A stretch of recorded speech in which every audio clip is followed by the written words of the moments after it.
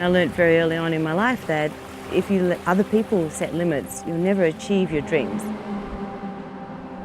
I had a very bad accident. I hurt my back extremely badly. The doctors told me I would never be able to run again.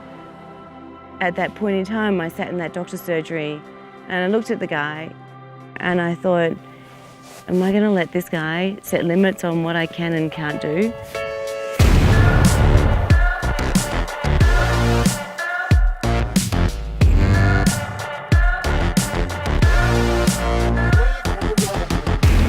The Six River Run is my campaign to run 40 marathons down 6 rivers on 6 continents in 40 days.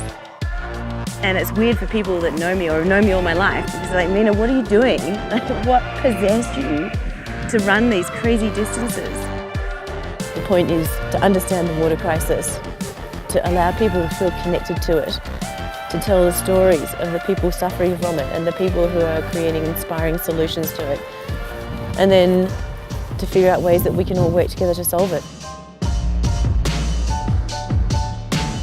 When you're here in the majesty of the Grand Canyon, you realize the power of nature.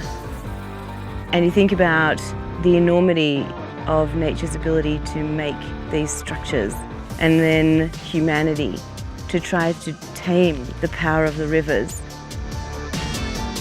There's 40 million people who depend on the Colorado River for their food, for their water. We're using water faster than nature can replenish it. In the next 13 years, there's forecast to be a 40% greater demand for water than the supply of water available.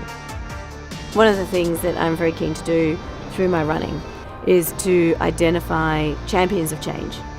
And I think if we can adjust the thinking to say we want to buy stuff from companies that are doing things in a sustainable way, we want to work with companies, we want to identify problems, we want to identify, even more importantly, solutions.